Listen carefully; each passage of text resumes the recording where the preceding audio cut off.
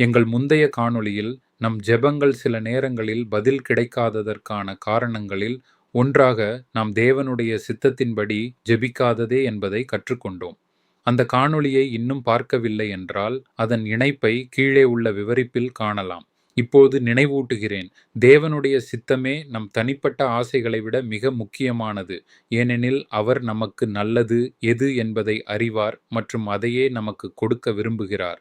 இது தேவனுடைய சித்தம் அல்லாத போது வேதாகமம் நம் தேவனுடைய சித்தத்திற்கு 2 வகைகள் உள்ளன என்பதை காட்டுகிறது. 1. தேவனுடைய பரிபூரண சித்தம். ஒரு யோவான் 5:14 முதல் 15 வரை நாம் வாசிப்போம். முதல் யோவான் 5:14 முதல் 15. நாம் எதையாகிலும் அவருடைய சித்தத்தின்படி கேட்டால் அவர் நமக்குச் செவி கொடுக்கிறார் என்பதே அவரைப் பற்றி நாம் கொண்டிருக்கிற தைரியம். நாம் எதைக் கேட்டாலும் அவர் நமக்குச் செவி கொடுக்கிறார் என்று நாம் அறிந்திருந்தோமானால் அவரிடத்தில் நாம் கேட்டவைகளைப் பெற்றுக்கொண்டோமென்றும் அறிந்திருக்கிறோம். இந்த வசனம் தேவனுடைய பரிபூரண சித்தத்தை பற்றி பேசுகிறது. நமது ஜெபம் அவருடைய பரிபூரண திட்டத்தோடு ஒத்துப்போகும்போது அவர் அதை நமக்கு தருகிறார். அனைத்தும் சரியான இடத்தில் சரியாக அமையும். அதன் பலன் சந்தோஷத்தையும் சமாதானத்தையும் ஆசீர்வாதத்தையும் அளிக்கிறது. 2. தேவனுடைய அனுமதித்த சித்தம். வேதாகமம் நமக்கு காட்டுகிறது. சில சமயங்களில் அது தேவனுடைய பரிபூரண சித்தமில்லாத போதிலும் நம் ஆசைகளில் பிடிவாதமாக செல்லும் போது தேவன் அவர்களை நமது வழியில் அனுமதித்து விடுகிறார். ஆனால் அதற்கு விளைவுகள் உண்டு. இதையே நாம் தேவனுடைய அனுமதித்த சித்தம் என்கிறோம். உதாரணமாக எண்ணாகமம் 13 மற்றும் 14 அதிகாரங்களில் மோசே இஸ்ரவேலின் 12 கோத்திரங்களிலிருந்தும் ஒருவரை தேர்ந்தெடுத்து வாக்களிக்கப்பட்ட தேசத்தை சுற்றி பார்க்க அனுப்பினார். அவர்கள் அந்த தேசத்தை 40 நாட்கள் சுற்றி பார்த்து அங்கிருந்த கனிகளையும் வளங்களையும் கொண்டு திரும்பினர். ஆனாலும் தேவனை நம்புவதற்கு பதிலாக மனதை தளரச் செய்யும் அறிக்கையை அளித்தனர். அங்கே வல்லவர்களும் ராட்சதர்களும் இருப்பதாகவும் அவர்களை வெல்வது முடியாதது என்றும் தாங்கள் அவர்களுடைய கண்களில் வெட்டுக்கிளிகள் போல இருப்பதாகவும் சொன்னார்கள். எண்ணாகமம் 14:3 முதல் 10. எண்ணாகமம் 14:3 முதல் 10. நாங்கள் பட்டயத்தால் மடியும்படிக்கும் எங்கள் பெண்ஜாதிகளும் பிள்ளைகளும் கொள்ளையாகும்படிக்கும் கர்த்தர் எங்களை இந்த தேசத்துக்குக் கொண்டு வந்தது என்ன? எகிப்துக்குத் திரும்பிப் போகிறதே எங்களுக்கு உத்தமம் அல்லவோ என்றார்கள். பின்பு அவர்கள், நாம் ஒரு தலைவனை ஏற்படுத்திக் கொண்டு எகிப்துக்குத் திரும்பிப் போவோம் வாருங்கள் என்று ஒருவரோடொருவர் சொல்லிக் கொண்டார்கள். அப்பொழுது மோசேயும் ஆரோனும் இஸ்ரவேல் புத்திரரின் சபையாராகிய எல்லா கூட்டத்தாருக்கு முன்பாகவும் முகங்குப்புற விழுந்தார்கள். தேசத்தைச் சுற்றி பார்த்தவர்களில் நூனின் குமாரனாகிய யோசுவாவும் எப்புன்னேயின் குமாரனாகிய காலேபும் தங்கள் வஸ்திரங்களைக் கிழித்துக்கொண்டு இஸ்ரவேல் புத்திரரின் சமஸ்த சபையையும் நோக்கி, நாங்கள் போய்ச் சுற்றிப் பார்த்து சோதித்த தேசம் மகா நல்ல தேசம். கர்த்தர் நம்மேல் பிரியமாயிருந்தால் அந்த தேசத்திலே நம்மைக் கொண்டு போய் பாலும் தேனும் ஓடுகிற அந்த தேசத்தை நமக்குக் கொடுப்பார். கர்த்தருக்கு விரோதமாக மாத்திரம் கலகம் பண்ணாதிருங்கள். அந்த தேசத்தின் ஜனங்களுக்கு நீங்கள் பயப்பட வேண்டியதில்லை. அவர்கள் நமக்கு இரையாவார்கள். அவர்களைக் காத்த நிழல் அவர்களை விட்டு விலகிப் போயிற்று. கர்த்தர் நம்மோடே இருக்கிறார். அவர்களுக்கு பயப்பட வேண்டியதில்லை என்றார்கள். அப்பொழுது அவர்கள் மேல் கல்லெறிய வேண்டும் என்று சபையார் எல்லாரும் சொன்னார்கள். உடனே கர்த்தருடைய மகிமை ஆசரிப்பு கூடாரத்தில் இஸ்ரவேல் புத்திரர் எல்லாருக்கும் முன்பாக காணப்பட்டது. இஸ்ரவேலர் தேவனை நம்பியும் அவரை சார்ந்தும் இருக்க மறுத்த பிறகு கர்த்தர் மோசேயை அழைத்து தம் நியாய தீர்ப்பை அறிவித்தார். 20 வயதுக்கு மேற்பட்டவர்களில் தேவனை சந்தேகித்த ஒவ்வொருவரும் அந்த பாலைவனத்தில் அழிந்து போகும் வரை அவர்கள் 40 ஆண்டுகள் பாலைவனத்தில் அலைந்து திரிய வேண்டியிருக்கும். இதற்கான ஒரே விதிவிலக்கு யோசுவாவும் காலேப்பும் தான். ஏனெனில் அவர்கள் கர்த்தர் மேல் முழு மனதோடு நம்பிக்கை வைத்திருந்தார்கள். அவர்களின் நம்பிக்கையின்மையின் காரணமாகவே அந்த காலத்தில் அது அவர்களுக்கான தேவனுடைய சித்தமாகியது. ஆயினும் அதற்கு பின்னும் இஸ்ரவேலர் கர்த்தரின் வசனத்தை கேட்கவில்லை. எண்ணாகமம் அதிகாரம் 14 39 முதல் 45 வரை. எண்ணாகமம் அதிகாரம் 14 39 முதல் 45 வரை. மோசே இந்த வார்த்தைகளை இஸ்ரவேல் புத்திரர் அனைவரோடும் சொன்னபோது ஜனங்கள் மிகவும் துக்கித்தார்கள். அதிகாலமே அவர்கள் எழுந்திருந்து, நாங்கள் பாவஞ்செய்தோம், கர்த்தர் வாக்குத்தத்தம் பண்ணின இடத்துக்கு நாங்கள் போவோம் என்று சொல்லி மலையின் உச்சியில் ஏறத் துணிந்தார்கள். மோசே அவர்களை நோக்கி, நீங்கள் இப்படி கர்த்தரின் கட்டளையை மீறுகிறதென்ன? அது உங்களுக்கு வாய்க்காது. நீங்கள் உங்கள் சத்துருக்களுக்கு முன்பாக முறிய அடிக்கப்படாதபடிக்கு ஏறிப் போகாதிருங்கள். கர்த்தர் உங்கள் நடுவில் இரார்.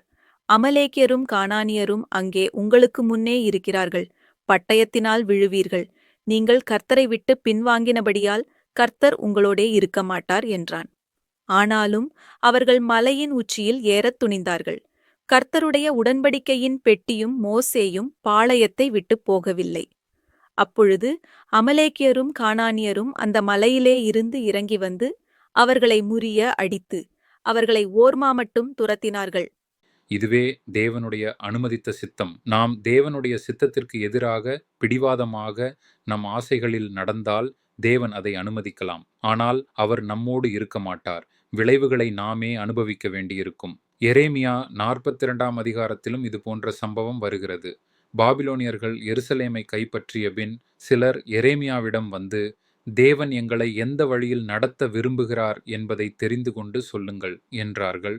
தேவன் எரேமியாவின் மூலம் தன் சித்தத்தை வெளிப்படுத்தினார். எரேமியா 42 9 முதல் 12. எரேமியா 42 9 முதல் 12. அவர்களை நோக்கி, உங்களுக்காக விண்ணப்பஞ்செய்யும்படிக்கு நீங்கள் என்னை அனுப்பின இஸ்ரவேலின் தேவனாகிய கர்த்தர் உரைக்கிறது என்னவென்றால், நீங்கள் இந்த தேசத்திலே தரித்திருந்தால் நான் உங்களை கட்டுவேன், உங்களை இடிக்க மாட்டேன். உங்களை நாட்டுவேன், உங்களை பிடுங்க மாட்டேன். நான் உங்களுக்குச் செய்திருக்கிற தீங்குக்கு மனஸ்தாபப்பட்டேன்.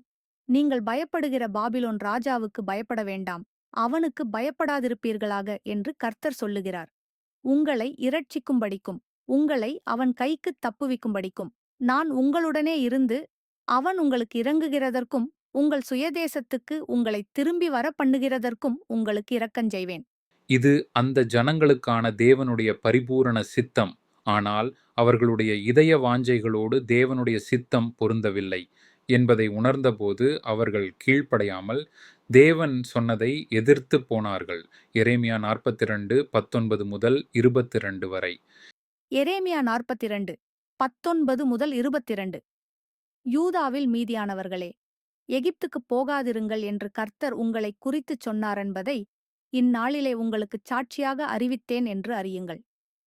உங்கள் ஆத்துமாக்களுக்கு விரோதமாய் உங்களை மோசம் போக்கினீர்கள். நீ எங்கள் தேவனாகிய கர்த்தரை நோக்கி, எங்களுக்காக விண்ணப்பம் பண்ணி எங்கள் தேவனாகிய கர்த்தர் சொல்வதையெல்லாம் எங்களுக்கு அறிவிக்க வேண்டும், அதின்படியே செய்வோம் என்று நீங்கள் சொல்லி என்னை உங்கள் தேவனாகிய கர்த்தரிடத்துக்கு அனுப்பினீர்கள். நான் இந்நாளில் அதை உங்களுக்கு அறிவித்தேன்.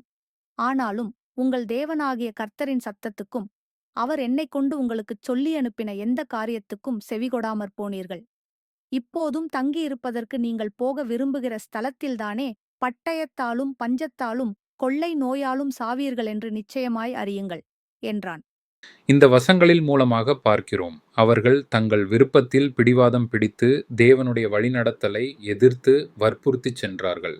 கர்த்தர் அங்கே அழிவு காத்திருக்கிறது என்று அறிந்திருந்ததால் அங்கே போகாதீர்கள் என்று எச்சரித்திருந்தார். ஆனாலும் அவர்கள் தேவனுடைய பரிபூரண சித்தத்தை கைவிட்டபோது அவருடைய அனுமதித்த சித்தத்துக்குள் நுழைந்தார்கள். அதன் விளைவாக அவர்கள் அழிவுக்கு ஆளானார்கள். அன்பான சகோதர சகோதரிகளே, நாம் ஏன் தேவனுடைய அனுமதித்த சித்தத்தில் விழுகிறோம்? முதல், தேவன் மேல் நம்பிக்கை இல்லாததால். இரண்டாம், நம் சொந்த ஆசைகளை தேவனுடைய வார்த்தைக்கு மிஞ்சியதாக கருதியதால். மூன்றாவது, தேவனுடைய ஆலோசனையை அலட்சியம் செய்ததால். இதுவே நமது வாழ்க்கையில் பல இழப்புகளுக்கும் துன்பங்களுக்கும் காரணம். தவறான நட்பு, தவறான தொழில், தவறான சொத்து, தேவனுடைய சித்தத்திற்கு வெளியில் எடுத்த முடிவுகள். ஆனால் நாம் தேவனுடைய பரிபூரண சித்தத்தை எவ்வாறு அறியலாம்? 1. நம் கிரியைகள், திட்டங்கள், ஆசைகள் அனைத்தையும் அவரிடம் ஒப்படைத்து நம்ப வேண்டும். 2. நாம் வேண்டிக் கொள்ளுகிறதற்கும் நினைக்கிறதற்கும் மிகவும் அதிகமாய் நமக்குள்ளே கிரியை செய்கிற வல்லமையின்படியே நமக்குச் செய்ய வல்லவராக இருக்கிறார். எபேசியர் 3:20. எபேசியர் 3:20. நாம் வேண்டிக் கொள்ளுகிறதற்கும் நினைக்கிறதற்கும் மிகவும் அதிகமாய் நமக்குள்ளே கிரியை செய்கிற வல்லமையின்படியே நமக்குச் செய்ய வல்லவராக இருக்கிறார். 3. கிறிஸ்துவின் சமாதானம் எங்கள் இருதயத்தில் ஆட்சி செய்யும். 4. அனைத்தும் சரியான இடத்தில் சரியாக அமையும். எசாயா 40:31. கர்த்தருக்கு காத்திருக்கிறவர்களோ புதுப்பெலன் அடைந்து கழுகுகளைப் போலச் செட்டைகளை அடித்து எழும்புவார்கள். அவர்கள் ஓடினாலும் இளைப்படையார்கள், நடந்தாலும் சோர்ந்து போகார்கள். அன்பான சகோதர சகோதரிகளே, நம்மையும் நமது தேவைகளையும் நமது ஆசைகளையும் தேவனுக்கே முழுமையாக ஒப்படைப்போம். எப்போதும் ஜெபிக்கும்போது, என் சித்தமல்ல, ஆண்டவரே உம்முடைய சித்தமே நடைபெறட்டும் என்று சொல்வோம். அவர் நமக்கு கேட்கிறதையும் நினைக்கிறதையும் மேலாக தருவார் என்று முழு மனதோடும் நம்புவோம். ஜெபிப்போம். கர்த்தர் இயேசு கிறிஸ்துவே, இந்த காணொளியை பார்ப்பவர்களில் ஒவ்வொருவருக்கும் நன்றி செலுத்துகிறேன். அவர்களை விடுவியுங்கள், புதுப்பியுங்கள். சத்ரு திருடின, கொன்ற மற்றும் அழித்த ஆசீர்வாதங்களை எல்லாம் இரட்டிப்பாக மீட்டுத் தாருங்கள். மிகுந்த ஆசீர்வாதங்களை தாருங்கள். அவர்கள் செய்வதற்கான ஒவ்வொரு ஜெபமும் உமது பரிபூரண சித்தத்தின்படி நிறைவேறட்டும். இயேசு கிறிஸ்துவின் வல்லமையுள்ள நாமத்தில் ஜெபிக்கிறோம். ஆமேன். அன்பானவர்களே, இந்த காணொளியை லைக், ஷேர் செய்யுங்கள். எங்கள் சேனலை சப்ஸ்கிரைப் செய்யுங்கள். அனைத்து புகழும் கனமும் மகிமையும் பிதாவுக்கும் குமாரனுக்கும் பரிசுத்த ஆவிக்கும் உண்டாவதாக. ஆமேன்.